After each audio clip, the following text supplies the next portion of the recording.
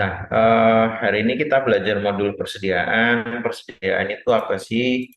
Persediaan itu adalah eh, aset lancar dalam bentuk barang ya.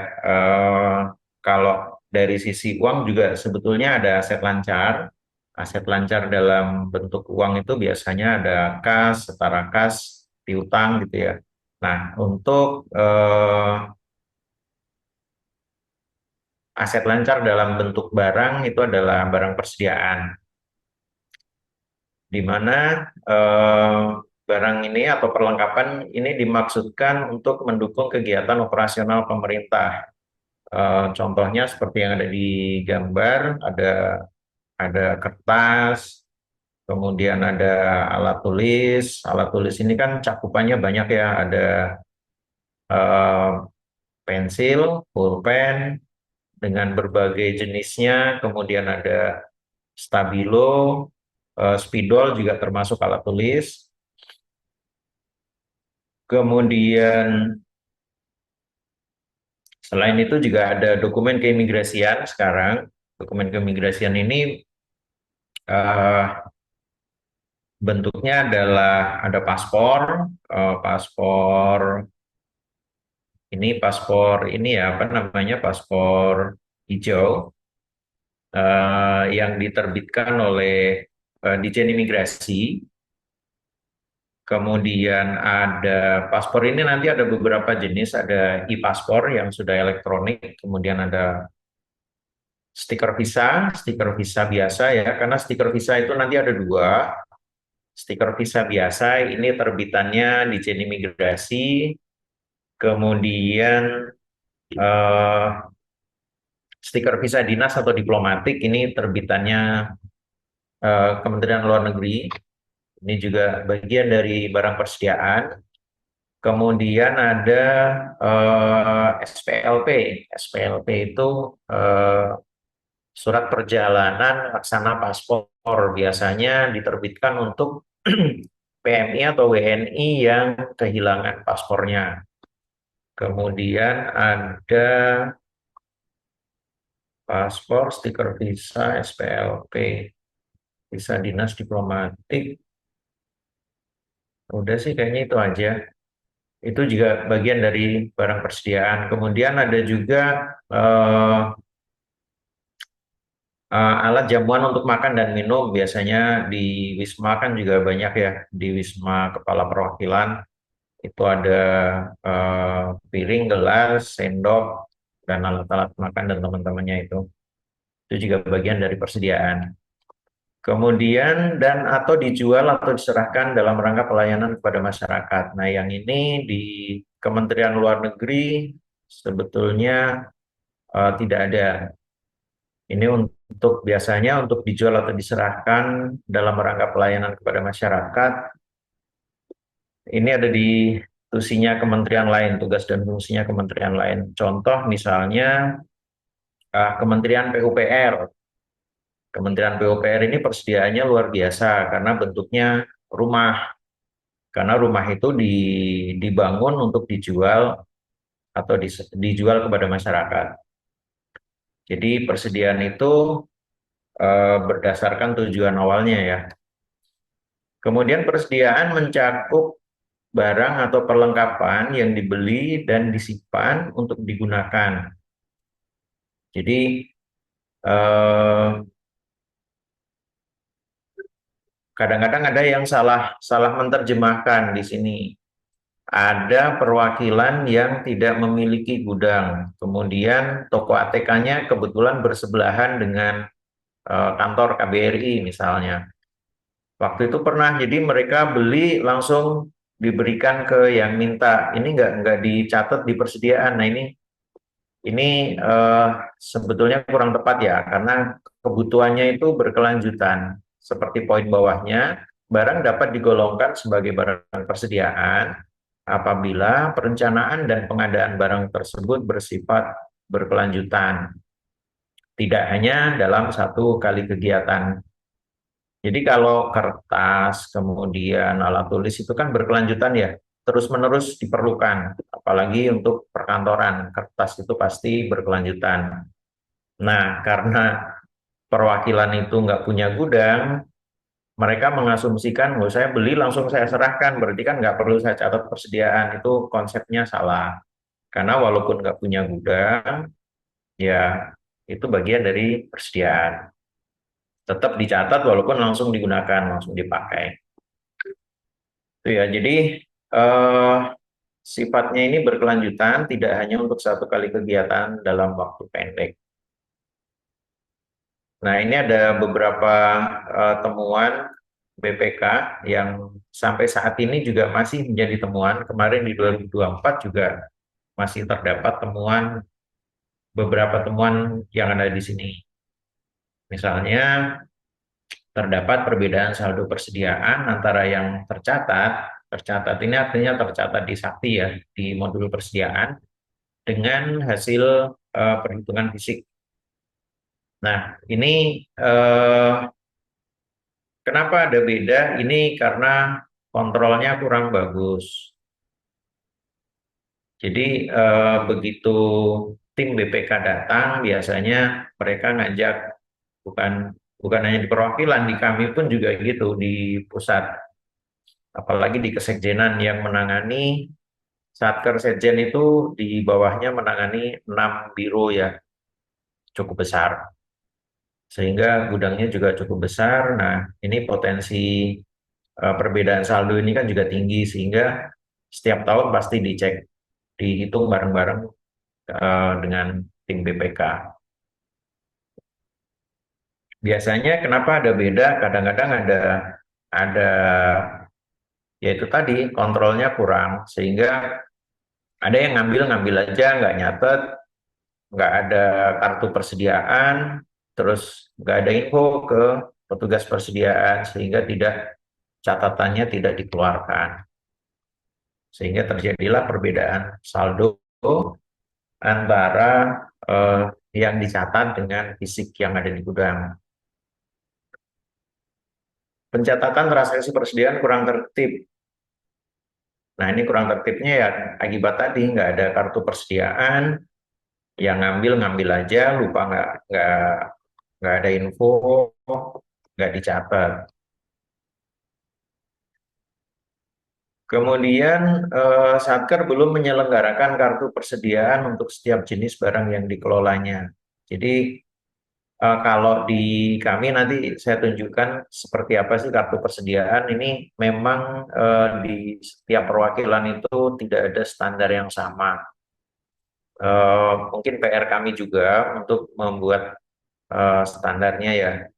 Jadi sebaiknya dibuat kartu persediaan lah. Jadi kertas A4 itu bisa dibagi dua, nanti dibuat tabel siapa yang minta, yang diminta apa saja, tanggal berapa, jumlahnya berapa, itu jelas di situ. Sehingga kontrolnya teman-teman nanti apabila ditugaskan di persediaan, kontrolnya dari situ. Terus nanti di setiap akhir semester kita juga bisa lakukan cek fisik atau opnam fisik barang persediaan.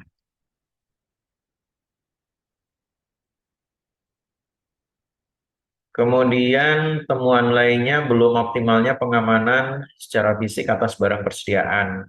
Ini kadang-kadang gudangnya nggak dikunci, jadi orang bebas keluar masuk ngambil semaunya.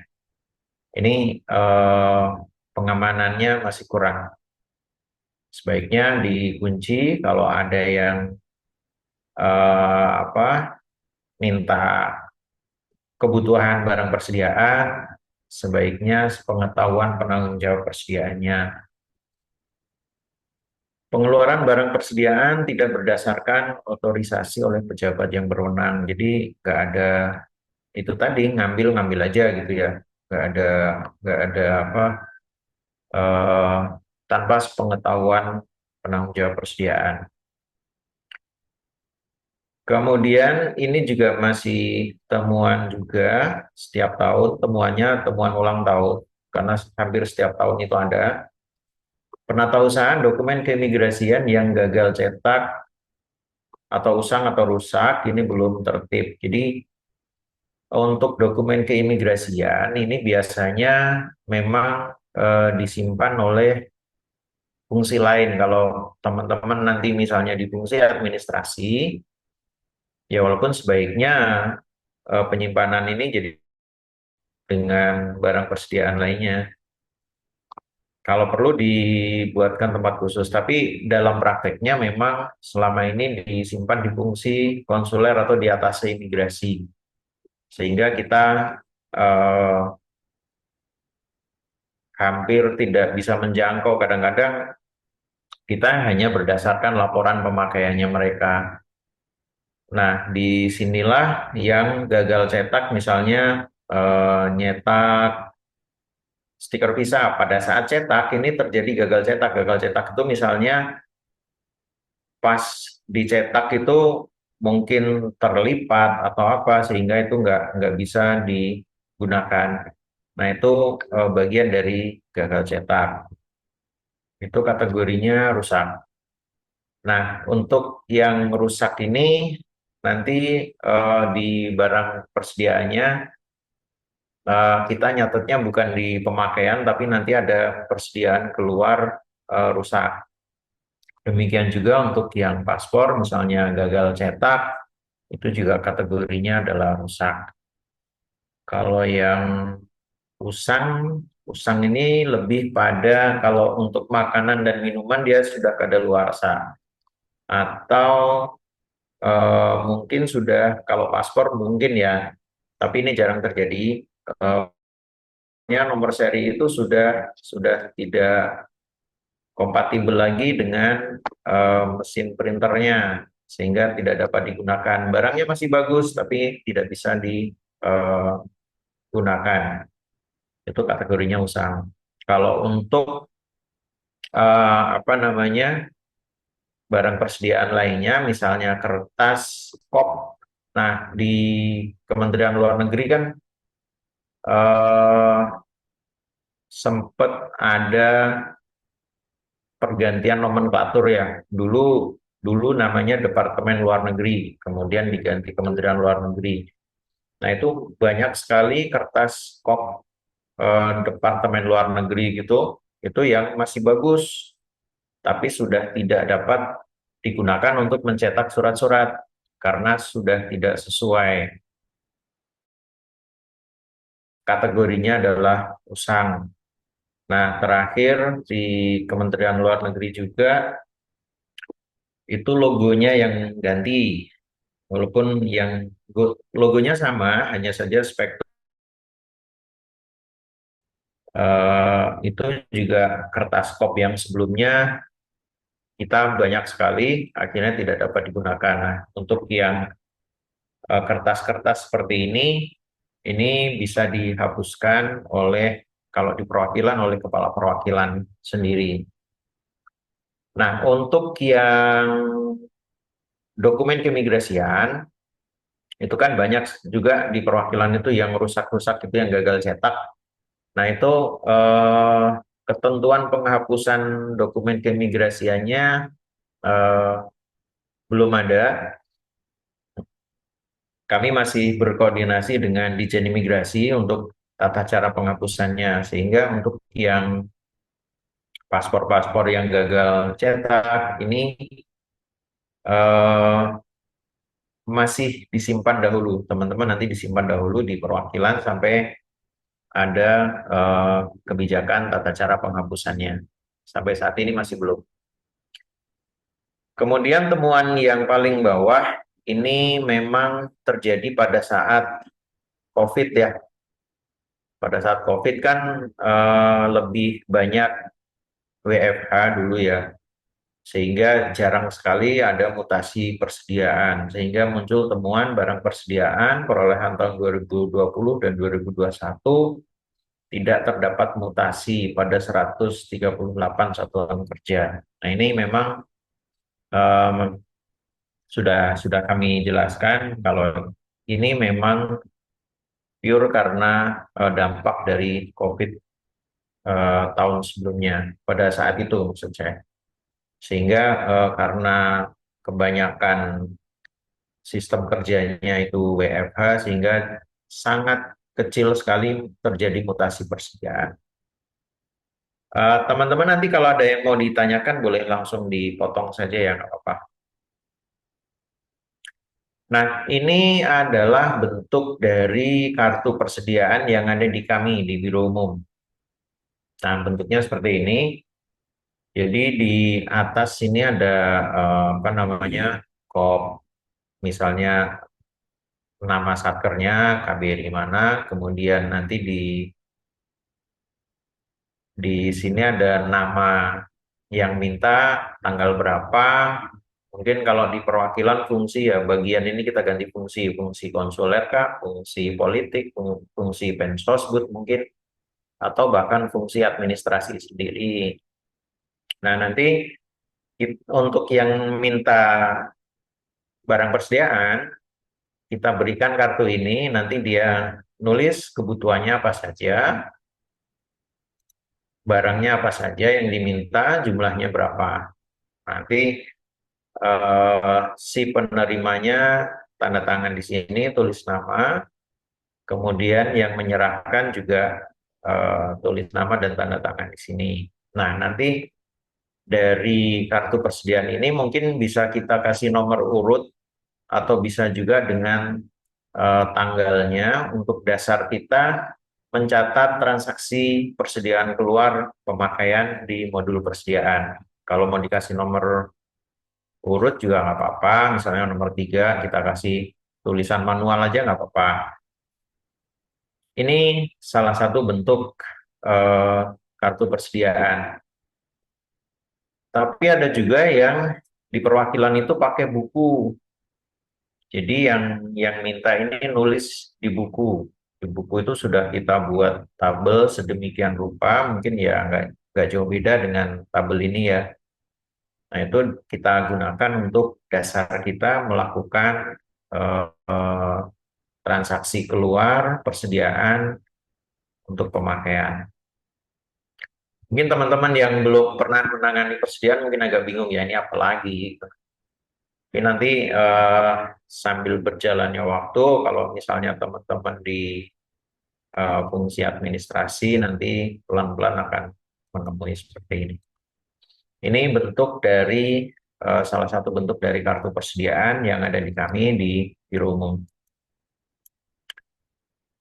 Nah, kemudian metode pencatatan dalam persediaan ini metodenya adalah perpetual. Perpetual itu kapan terjadi transaksinya ya kita lakukan transaksinya juga di Sakti. Jadi misalnya ada fungsi politik misalnya tanggal 26 Mei minta barang persediaan. Walaupun kita inputnya sekarang hari ini tanggal berapa nih 28 ya. Tanggal 28 Mei karena mintanya tanggal 26 ya kita catatnya di tanggal 26. Tanggal bukunya juga tanggal 26 Mei. Jadi kapan terjadi transaksi, saat itulah kita lakukan eh, transaksinya juga di modul persediaan. Kemudian penilaiannya menggunakan metode first in, first out. Ini metode di sistem saja ya. Kalau misalnya prakteknya itu mau barang mana saja yang diberikan, nggak ada masalah. Tapi metode penghitungan nilainya di sistem di modul Sakti itu adalah first in, first out. Kenapa FIFO? Karena dulu pada saat sebelum FIFO kita menggunakan metode penilaian itu HPT, harga perolehan terakhir. Nah, metode HPT ini eh, teman-teman auditor, baik internal maupun eksternal, ini agak sulit melakukan penghitungan secara teoritis ya. Seharusnya kan kalau penghitungan teoritisnya kan saldo persediaan akhir bulan ini, teorinya kan sisa saldo tahun lalu ditambah mutasi tambah, entah itu pembelian atau transfer dari satker lain, dikurangi mutasi kurang, itu sama dengan saldo akhir. Tapi pada saat menggunakan metode harga perolehan terakhir, ini nggak akan ketemu karena eh, harga perolehan terakhir itu gini, misalnya teman-teman bulan Januari tanggal 5 misalnya beli kertas HVS A4 harganya 20.000. Kemudian di tanggal 10 beli kertas HVS A4 lagi harganya 25.000. Nah, karena metodenya HPT, harga perolehan terakhir, maka yang semula harganya 20.000 itu akan dihitung menggunakan harga perolehan terakhir yaitu 25.000. Nah, ini agak melakukan apa penghitungannya sangat sulit. Nah, kalau yang Vivo ini tetap begitu 5 Januari beli HVS A4 harga 20.000, ya dia akan tetap harganya 20.000. Kemudian di tanggal 10 beli kertas A4 lagi harganya 25.000. Yaitu dia akan tetap harganya segitu. Jadi nanti pada saat ada transaksi pemakaian untuk kertas HVS A4, maka yang akan dikeluarkan di sistem sakti ya, itu adalah yang diperoleh lebih awal dulu. Walaupun yang kita berikan mungkin yang eh, apa namanya yang beli terbaru itu nggak ada masalah. Tapi sistem di saktinya seperti itu. Itu ya kira-kira. Vivo di mana barang yang masuk terlebih dahulu dianggap sebagai barang yang pertama kali keluar. Jadi kalau misalnya masih ada sisa saldo tahun lalu, ya sisa saldo tahun lalu ini dulu yang akan dikeluarkan. Nanti kalau ada pemakaian lagi, terus dia akan urut berdasarkan eh, tanggal perolehannya yang akan dikeluarkan. Pencatatan barang persediaan dilakukan berdasarkan satuan barang yang lazim dipergunakan untuk masing-masing jenis barang atau satuan barang lain yang dianggap paling memadai dalam pertimbangan materialitas dan pengendalian pencatatan. Nah, ini maksudnya adalah kalau teman-teman beli kertas HVS A4 satu rim, ya teman-teman nyatetnya jangan per lembar.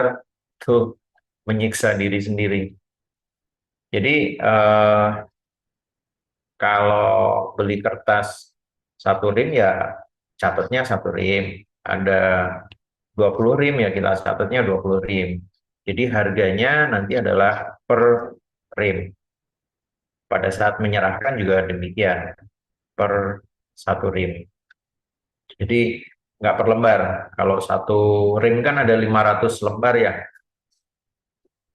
Nggak perlu dicatat per lembar. Kemudian apalagi untuk gula kopi nggak perlu dicatat persediaannya. Kalau beli, kalau bisa jangan pakai belanja persediaan. Pekerjaan administrasi itu sangat rigid dan sangat banyak. Jadi untuk gula kopi ini kami sudah info ke teman-teman BPKRT atau penata kanselernya, udah jangan nggak usah dibebankan ke belanja persediaan. Kasihan teman-teman operatornya yang harus nyatetin ngurusin gula kopi. Nah, kemudian seperti tadi di awal saya sampaikan di apa namanya hmm, persediaan ini kita punya kewajiban, ini wajib ya, karena diamanatkan dalam PMK 181 tentang penatausahaan barang milik negara, karena barang persediaan ini adalah bagian dari barang milik negara. Kemarin sudah dijelaskan mungkin ya sama Pak Sar, apa itu BMN? BMN adalah barang yang dibeli atau diperoleh atas beban APBN atau perolehan lainnya yang sah. Nah, pengadaan atau pembelian barang persediaan ini kan menggunakan APBN. Nah, ini juga harus dicatat. Nah, nanti kewajibannya Setiap akhir periode pelaporan itu kan ada dua ya, ada semester 1 dan semester 2. Nah, teman-teman punya kewajiban untuk melakukan opnam fisik barang. Kita cocokkan antara pencatatan yang ada di modul sakti dengan fisik barang yang ada di gudang.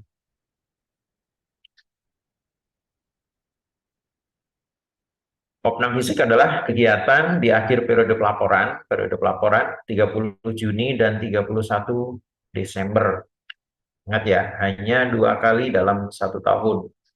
30 Juni ini untuk laporan semester 1, yang nanti akan diminta laporannya di sekitar bulan Juli. Kemudian 31 Desember ini adalah periode pelaporan untuk semester 2. Semester 2 ini biasanya akan diminta laporannya sekitar bulan Februari tahun berikutnya. Akhir periode pelaporan yang berfungsi untuk mengetahui saldo barang secara real. Jadi supaya yang dicatat dan dilaporkan itu sama dengan real fisiknya yang ada di gudang. Dengan cara memeriksa fisik barang persediaan di gudang. Jadi kita hitung nanti di sesi praktek nanti kita lihat bagaimana cara mengambil saldo barang persediaan yang tercatat di modul persediaan aplikasi Sakti. Nanti keluarannya seperti apa, lalu kita cocokkan dengan, kita hitung dengan fisik barang yang ada di gudang. Pada akhir periode pelaporan, catatan persediaan disesuaikan dengan hasil inventarisasi fisik atau opnam fisik. Inventarisasi fisik ini dilakukan atas barang yang belum dipakai, baik yang masih berada di gudang atau tempat penyimpanan, maupun persediaan yang berada di unit pengguna. Maksudnya ada di unit pengguna itu begini.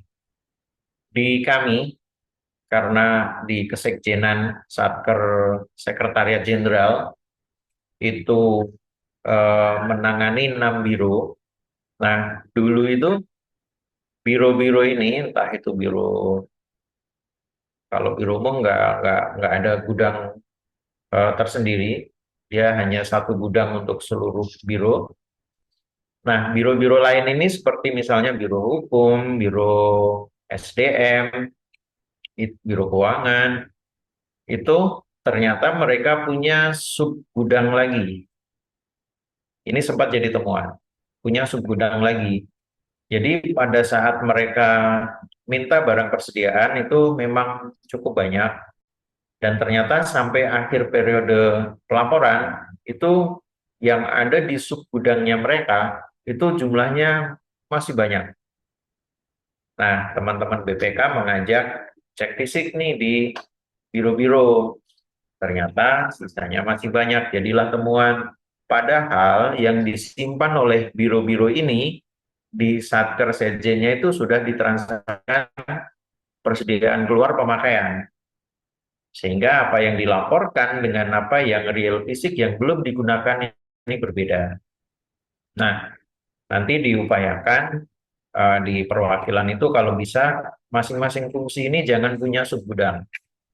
Apalagi di lingkup perwakilan kan nggak terlalu besar ya, nggak kayak di kami. Kalau di kami kan ada 6 biro yang cukup besar, kita kontrolnya susah.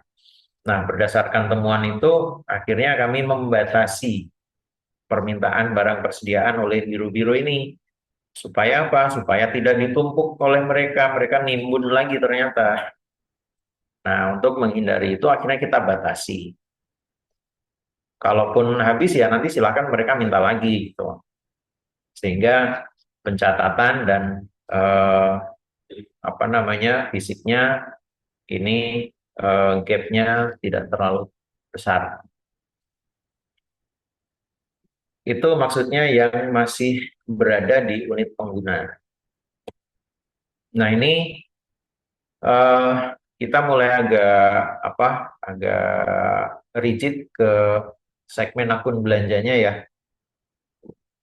Ini sebetulnya kalau di perwakilan itu, di Kemlu khususnya, di Kemlu pada umumnya sebetulnya akun belanja persediaan itu tidak terlalu banyak.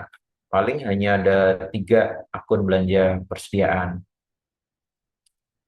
Yang pertama adalah belanja barang persediaan barang konsumsi 5218.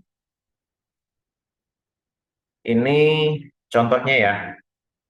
Contoh itu yang atas, ini adalah pengadaan seminar kit untuk sekali kegiatan. Tadi di awal kan persediaan itu bersifat kontinu, berkelanjutan, tidak habis dalam satu kegiatan. Nah, karena ini seminar kit ini hanya untuk satu kali kegiatan, maka belanjanya menggunakan belanja bahan 521211. Pengadaan ini untuk satu kali kegiatan dan diharapkan habis dalam satu kegiatan. Maka ini bukan kategori barang persediaan dan tidak perlu dicatat di modul persediaan.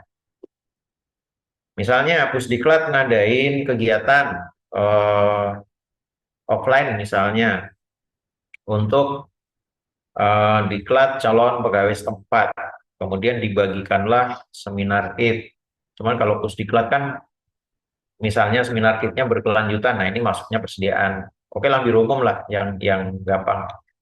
Biro umum mengadakan kegiatan misalnya BIMTEK dengan mengundang seluruh perwakilan. Nah, di situ kita berikan seminar kit yang seminar kit itu akan habis dalam kegiatan BIMTEK itu.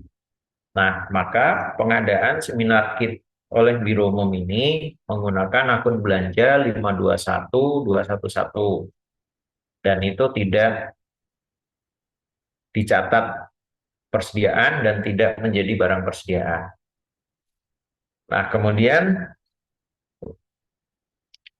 contoh berikutnya ini misalnya Pusdiklat, pengadaan seminar kit untuk beberapa kali kegiatan. Kalau Pusdiklat kan tusinya memang untuk melakukan pendidikan dan pelatihan ya. Nah, itu kan sifatnya berkelanjutan terus-menerus.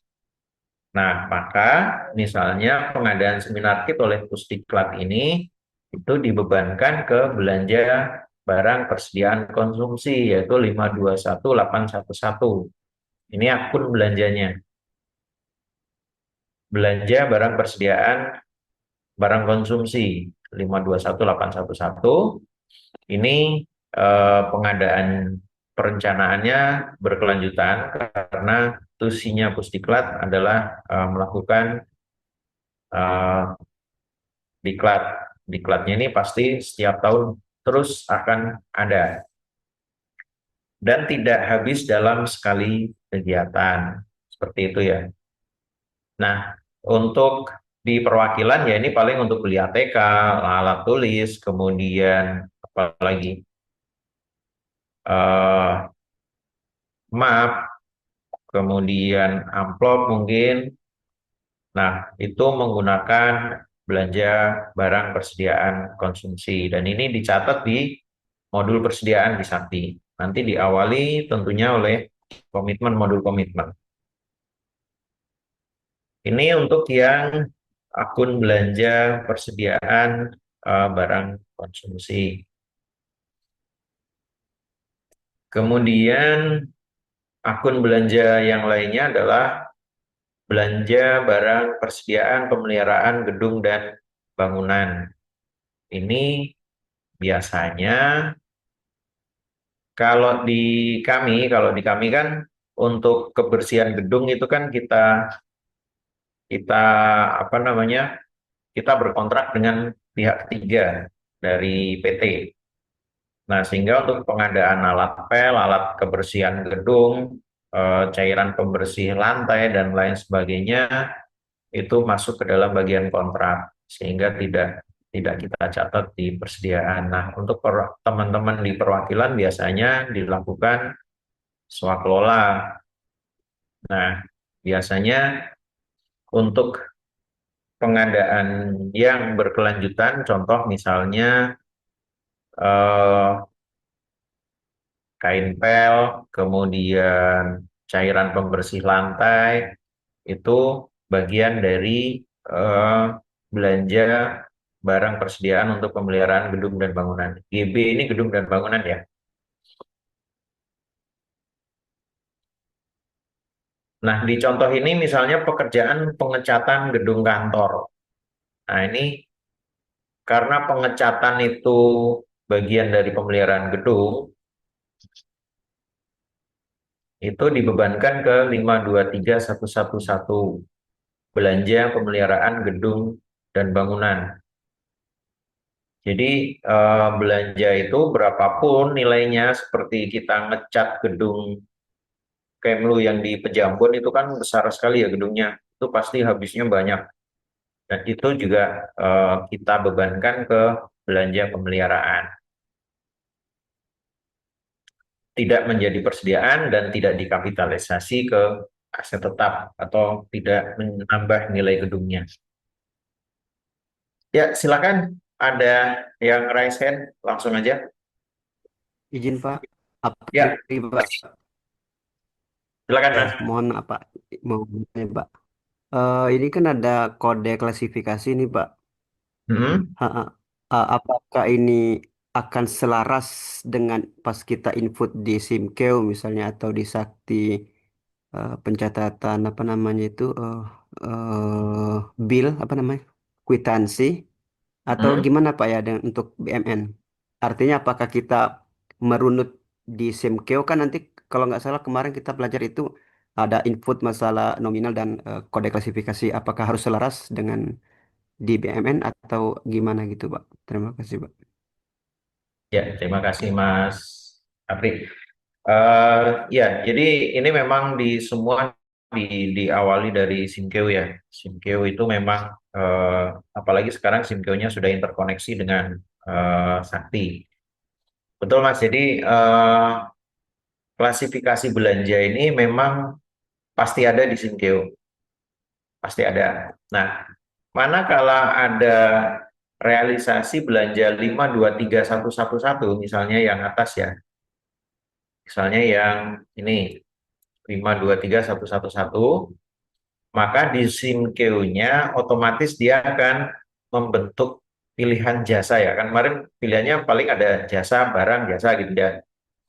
Nah, di SIMKEO-nya akan ada akun ini, kemudian eh, otomatis waktu itu sih kami sudah berkoordinasi dengan teman-teman di Biro Keuangan. Jadi di eh, SIMKEO-nya begitu akun belanja itu bukan pembentuk persediaan dan aset, maka dia otomatis akan ke jasa, sehingga nanti tidak akan tersambung ke modul persediaan maupun aset. Seperti itu kira-kira, Mas. Kira-kira ada gambaran nggak? Ya, baik Pak. Artinya eh, kita harus apa namanya senantiasa ini apa datang atau silaturahim ke bagian keuangan ya artinya kita harus tahu apa ke klasifikasi mana yang mereka input terkait dengan barang ini misalnya gitu Pak ya. Iya, betul, Mas Afri. Jadi nanti biasanya teman-teman BPKRT atau penatakan selarai, dia akan memberikan catatan tuh Mas di bill-nya ataupun di apa namanya dokumen-dokumennya itu, dia akan menulis pembebanannya ke situ. Biasanya ini bebankan ke akun ini. Nah, kita tinggal ikuti aja. Oke Kecuali Pak, nanti siap. sekiranya dari Mas Apri kayaknya ini berdasarkan diklat kemarin ini harusnya jadi persediaan, nanti koordinasi aja dengan penatakan selerainya. Oke, siap. Siap, siap Pak, Iya, makasih Pak. sami-sami Mas.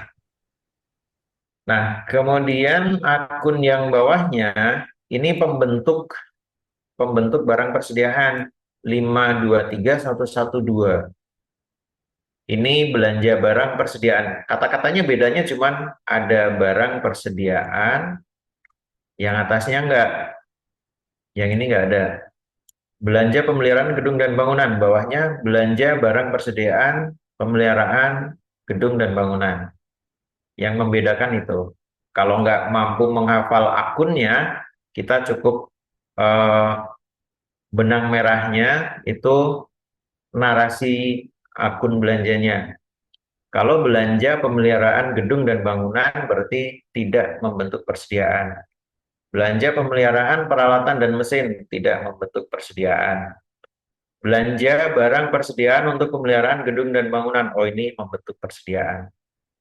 Contohnya misalnya pengadaan perlengkapan gedung seperti cat, kunci untuk gedung kantor. Biasanya mungkin ada yang nyetok sendiri nih, catnya di stok sendiri, nanti ngecat ngecat sendiri. Kemudian engsel pintu atau kunci kita nyetok, nanti kalau ada yang rusak kita ganti sendiri. Itu berarti membentuk barang persediaan. Kalau misalnya udah panggil ini aja, nggak usah nyetok, panggil jasa aja. Nah, udah berarti itu bukan untuk biaya jasanya, nanti berarti masuk ke pekerjaan pemeliharaan gedung dan bangunan, tidak membentuk barang persediaan. Kira-kira seperti itu.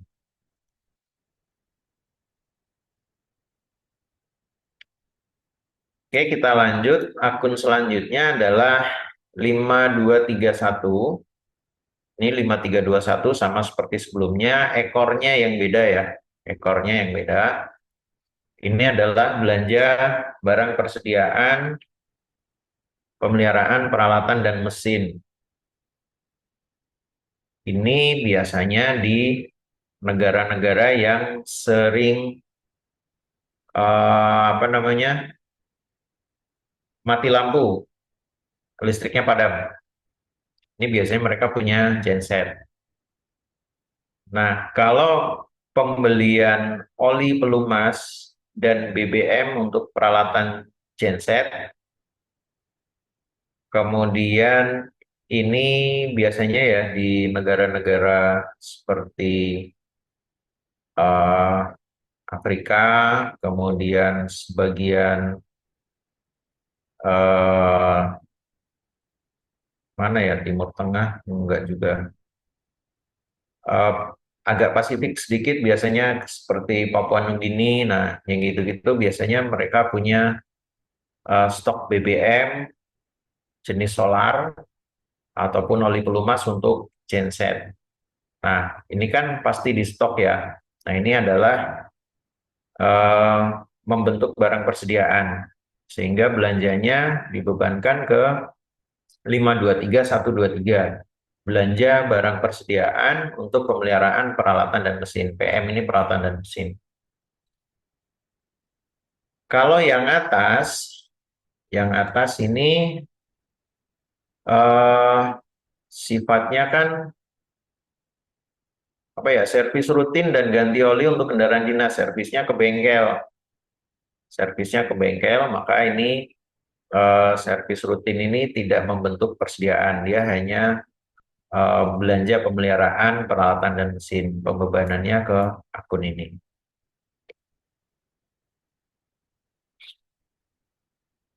Seperti itu ya, kira-kira. Memang agak, kalau untuk negara-negara yang maju biasanya jarang sih yang punya genset. Tapi kalau misalnya seperti Kabul, Papua Nugini, kemudian mana lagi ya, itu mereka punya genset sehingga harus stok solar dan pelumasnya.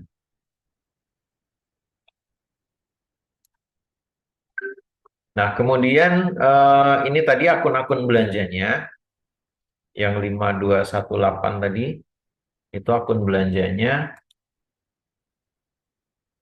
Kemudian ini yang akun belanja persediaan barang konsumsi tadi, yang ini pemeliharaan, baik pemeliharaan persediaan ya, ini pembentuk persediaan baik untuk yang peralatan mesin maupun untuk yang gedung bangunan. Kalau dari akun belanja ini yang atas, yang 521811, dia akan di neracanya nanti akan muncul akun neraca. Ini akun belanja. 521811 ini akun belanja, ini akun neraca.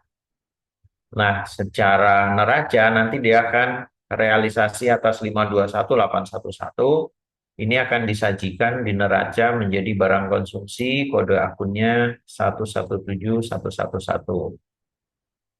Kemudian yang 523.112 dan 123 tadi yang belanja persediaan pemeliharaan gedung dan belanja persediaan pemeliharaan peralatan mesin itu nanti di neracanya akan tergenerate menjadi akun 117113 bahan untuk pemeliharaan ini.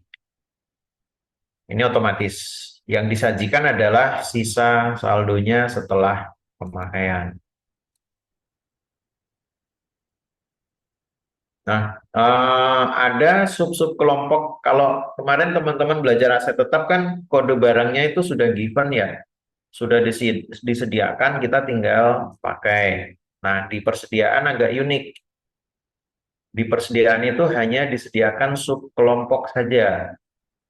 Kalau teman-teman cari kertas HVS A4, nggak nemu. Tapi jangan khawatir, untuk yang perwakilan kan sudah running ya, sudah berjalan, jadi mungkin sudah didaftarkan. Nah, ada sub-sub kelompok barang persediaan yang teman-teman harus hindari penggunaannya. Karena ini tidak sesuai dengan tugas dan fungsinya perwakilan atau Kementerian Luar Negeri. Misalnya, kalau barang persediaan itu kode awalnya pasti diawali dengan angka 1. Angka 1 itu pasti barang persediaan. Kode barang awalnya angka 1. Kalau kode barang awalnya angka 2 itu pasti tanah. Kalau kode barangnya diawali angka 3 itu adalah peralatan dan mesin. Kode barang diawali angka 4 itu adalah gedung dan bangunan. Yang angka 5 itu nanti ada eh, jalan dan jembatan, irigasi dan jaringan. Angka 6 itu aset tetap lainnya. Angka 7 itu konstruksi dalam pengerjaan atau KDP. Angka 8 itu biasanya aset tak berwujud. Udah sampai 8. Nah, untuk barang persediaan pasti diawali angka 1. Nah, untuk subkelompok bahan baku ini jangan dipilih. Cirinya apa? Cirinya adalah 10101. Kalau yang barang konsumsi dan pemeliharaan biasanya 101, di sininya 03. Kalau yang 01, 02, 04, 05 ini jangan diambil ya. Karena ini nanti akan membentuk bahan baku. Yang 02 ini suku cadang. Alasannya ini kita tidak mempunyai tugas dan fungsi untuk memproduksi barang persediaan secara mandiri. Sehingga akun ini seharusnya tidak ada di Kementerian Luar Negeri bahan baku. Yang suku cadang juga demikian, persediaan lainnya ini juga tidak ada persediaan untuk dijual atau diserahkan kepada masyarakat, kita juga nggak punya.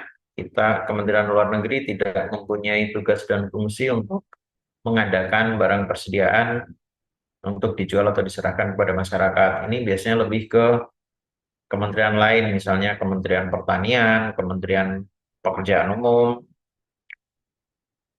Kalau Kemtan kan ada pengadaan bibit tanaman, hewan, ikan, tanaman ya, itu biasanya dijual ke masyarakat. Kemudian pita cukai, materai, dan leges ini juga tidak. Ini dulu di Kemlu itu biasanya di perwakilan punya stok materai. Materai ini dulu subkelompoknya hanya satu ini. Nah, ini kurang pas, akhirnya kita minta dimunculkan khusus materai di barang konsumsi. Nanti kalau nyari tulisannya itu meterai. Kalau ini kan materai. Nah, yang betul meterai. Itu ada di akun barang konsumsi. Itu untuk mencatat persediaan berupa materai di perwakilan. Nah, kemudian eh, ini yang masih juga sering terjadi kesalahan sampai kemarin di LK tahun 2024 pun masih ada. Kalau yang atas ini udah lewat ya masanya, ini waktu COVID. Sebetulnya ini kan belanja barang operasional. Sebetulnya barang operasional ini tidak membentuk persediaan, tapi komitmennya mendetilkan menjadi barang persediaan. Itu salah. Kemudian eh, belanja modal peralatan dan mesin 532111. Modul komitmennya salah mendetilkan.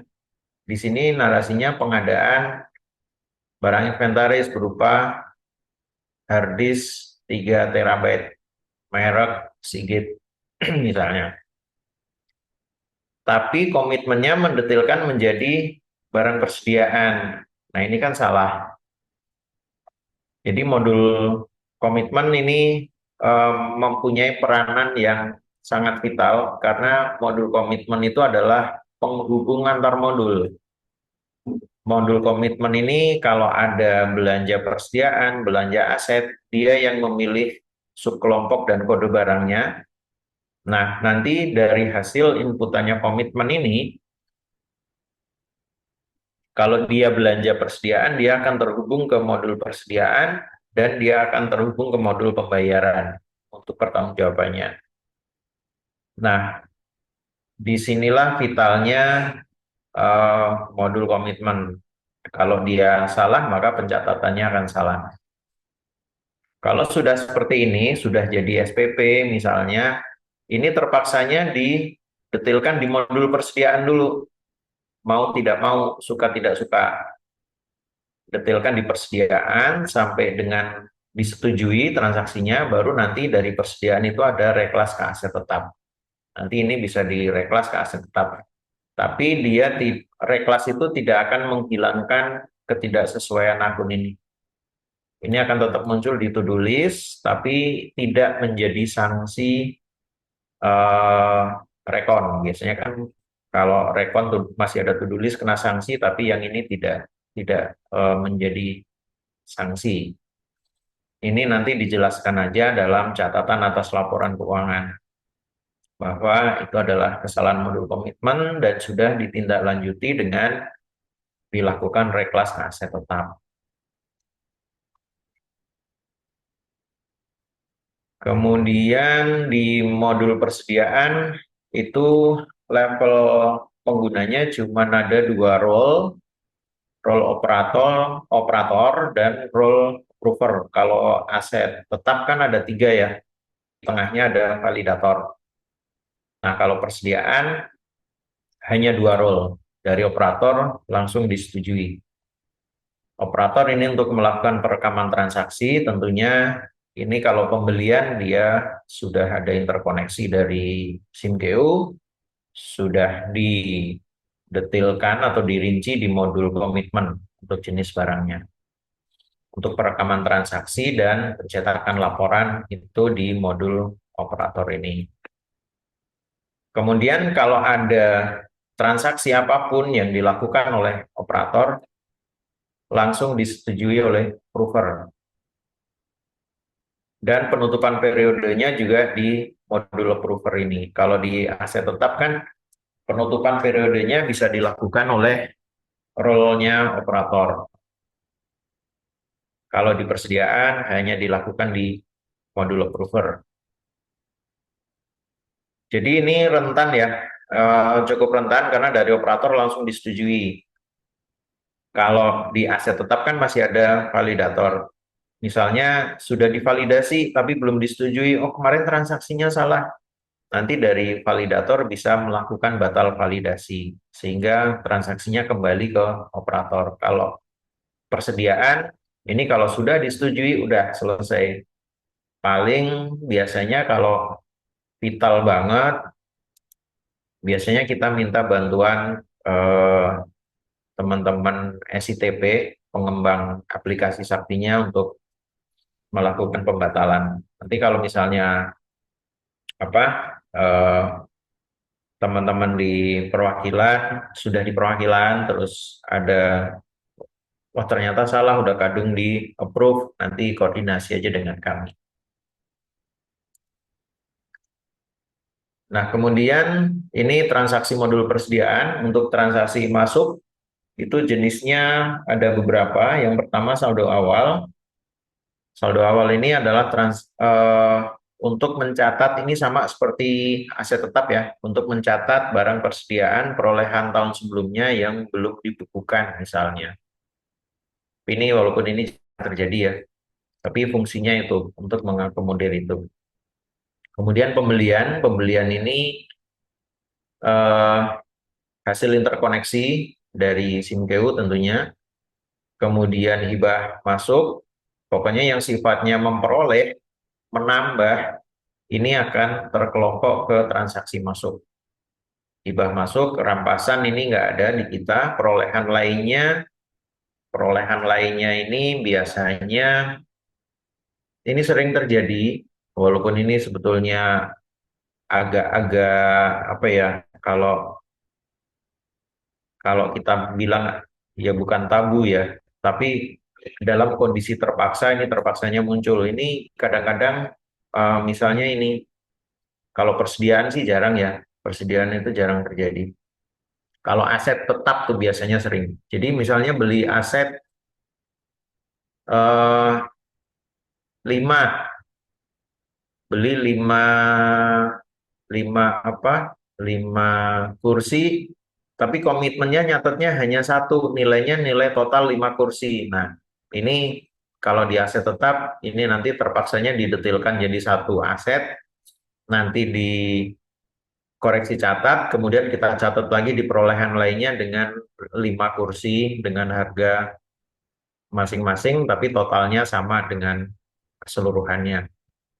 Nah, untuk perolehan lainnya ini nanti ada apa namanya jurnal penyesuaian di modul CLP atau modul pelaporan, akuntansi dan pelaporannya. Kemudian reklas dari aset ini sama, kalau kebalikannya yang tadi ya. Kalau tadi kan ada belanja modal peralatan mesin tapi didetilkan menjadi persediaan. Kalau ini kebalikannya, belanja persediaan didetilkan jadi aset. Ini juga pernah terjadi. Nanti direklas saja dari aset reklas ke persediaan, baru nanti di persediaannya ada reklas dari aset. Kemudian reklas masuk ini wajib berpasangan, harus ada pasangannya. Pasangannya adalah reklas keluar. Ini biasanya untuk kode barang yang salah. Kemarin apa namanya pendetilannya salah, kemudian di reklas keluar, kemudian reklas masuk dengan kode yang benarnya. Transfer masuk online sesama sakti. Nah, ini pasti ada kecuali di PTRI. PTRI tidak ada ini. Ini biasanya untuk mencatat kiriman dokumen keimigrasian dari Setjen, dari Biro Umum. Biro Umum itu nanti mencatat dan mengirimkan dokumen keimigrasian, paspor, stiker visa, dan lain sebagainya ke perwakilan, seluruh perwakilan, kecuali PTRI. Nah, nanti setelah dari Biro Umum itu transfer keluar, maka di perwakilan harus dilakukan transfer masuk, supaya catatannya berpindah. Kalau internal transfer masuk ini tidak ada ya, ini biasanya kalau yang ada pembantu satkernya. Kebetulan di Kementerian Luar Negeri tidak ada pembantu satker atau sub satker. Kemudian transaksi keluar ini yang sifatnya mengurangi saldo persediaan kita. Transaksi pemakaian yaitu habis pakai. Kemudian usang rusak seperti di awal tadi saya sampaikan, ini juga akan mengurangi saldo persediaan. Penghapusan usang rusak juga demikian. Reklas ke aset yang tadi ya, pendetilannya salah harusnya jadi aset tapi didetailkan persediaan, nanti didetailkan dulu, disetujui baru direklas ke aset. Kemudian reklas keluar, ini untuk kode salah, kemudian kita masukkan kembali dengan kode yang benar. Reklas keluar harus berpasangan dengan reklas masuk. Transfer keluar, ini kalau misalnya perwakilan A